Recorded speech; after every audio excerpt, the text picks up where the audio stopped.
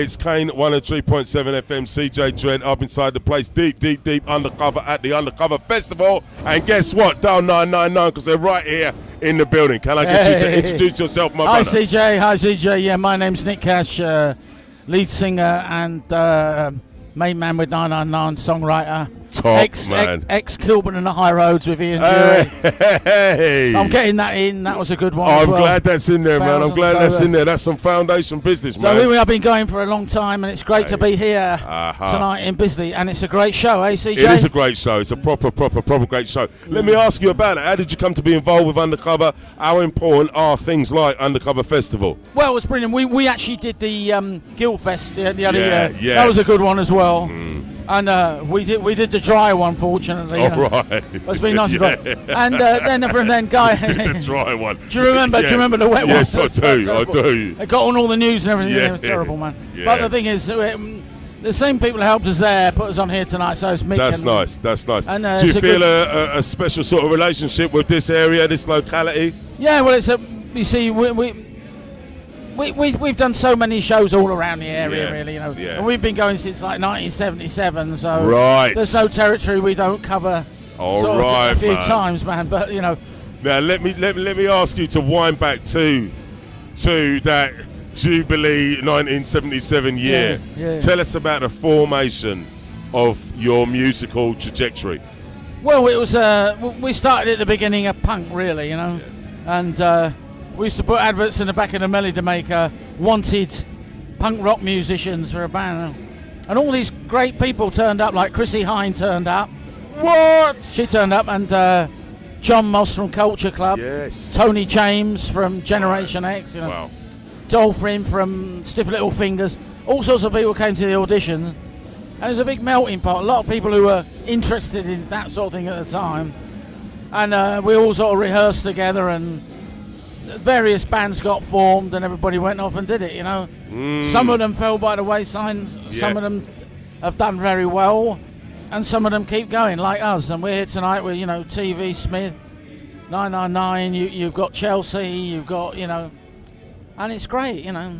It's brilliant, man. And it's a good atmosphere. You know, it is a great atmosphere. And it's a melting pot. We're listening to reggae now, aren't we, CJ? You know what I mean? Certainly. Yeah. We've got all the things. Yes, man. No doubt about it, brother. No doubt about it, man. I love the ethos of that 77 time. I love the idea that like certain magazines could have adverts in the back of them, and people like those kind of people that you're talking about would come in, jam together, and find a creative trajectory. Yeah. When exactly did 999 form, and how did that come about? Well, I was playing with Ian Jury in Kilburn and the High Roads, you know, but then that was like a pub rock thing, right? You know, so that was like, and it was coming to its end, and basically, you know, Dr. Feelgood approached me and said, dude, I want to play the guitar to replace Wilco because he'd like left.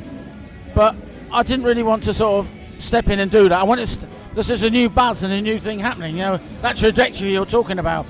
So a lot of the people was that, I mean, I played with like Brinsley Schwartz, Chicken Shack, but I wanted to do something new, you know. So I started 999 basically, and, and from there, we just went on and we played all over the world, you know. Tell us about the rest of the band. Well, the drummer, Pablo LeBritton, he also writes some of the songs. He was the original drummer in The Clash who went to school with Joe Strummer. Right. And he's just recently been on a film with him. So, but it was kind of a difficult thing if you went to school with somebody, you know, and they stayed very good friends. And he's contributed a lot to the Joe Strummer's book, and he's in the film about his life now. But obviously he didn't want to capitalise on that to start 999. Nobody was really bothered about who you were or what you were. You just stood for what you did. If you could get in front of those kids and those fans and just get up there and play, you had to prove yourself, you know. And we're still trying to do that today, you know. Everyone's a challenge. You're doing it. I wanted to ask you actually about the fans, about the fan base. I mean, how important is the audience? How important is it to be able to achieve that live status that you achieve? Well, it's very important, you know. I mean, the thing is, I suppose really we've always been more of a live band, really, you know. I mean, we've survived by doing it. We were lucky, and a lot of the bands from that time, CJ, were lucky because they got to play a lot of shows, so they could actually play every night of the week. We did massive tours of the States, and there were 56, 70 dates on the trot. so we could learn what we were doing. We didn't just Right. we weren't just some night over manufactured thing where you go out and you This play. I know, brother. This I know. So yeah. you learn how to connect with an audience, and Yeah. you learn what that is, and that's the one of the most best things in the world.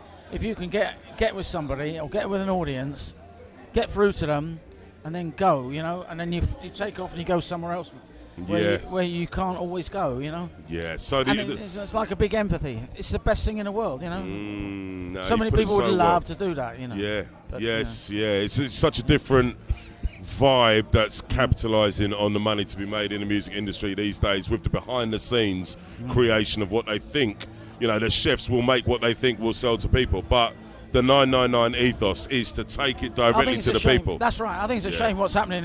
You've got all these talent shows and Yeah. all right, God bless those people, but there's other acts out there. There's bands, there's an underground, there's something, but that will always be there because there's always an alternative scene. Because not everybody just believes what they're fed on the television, right, man? And that's what happens, and so that's what we've gone for. Yeah. And we're glad we went there and stayed there because the audience has stayed with us, and here we are today, 36 years later. And here's to the next 36 years. I'm totally with that. How would you describe the secret to that longevity? I think just play the best you can, and if you enjoy what you're doing, and you can go all around the world and do it, This music hits it.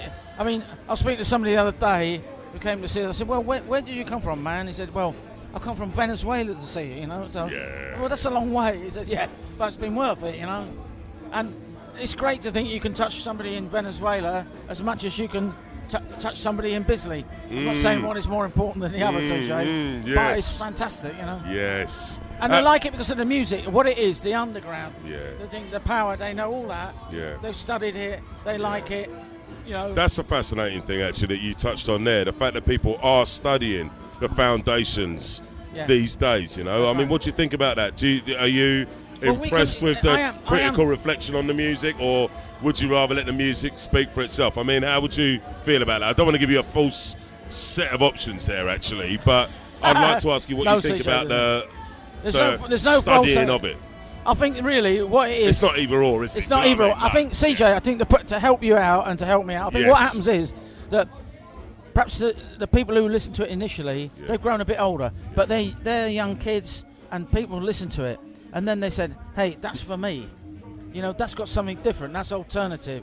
So therefore, that's what I like. So that's the nicest way for something to go on, is for people just to like it at the grassroots. Yeah. And you've only got to look at the difference of people here and what it is. And culturally, it's a good blend. I mean, we were one of the first acts to play at Rock Against Racism, Respect, we played with brother. Aswad. We played with that, We did I have to all salute that, you on that, brother. That's solid, man. It was a wonderful thing to do. Those Rock Against Racism. Beautiful times. It was hard times, but it, beautiful hard times because we there's people under that pressure. We need to get out of that. And ever since then, it's been a great thing. We can go anywhere and be with anybody. You know what I mean?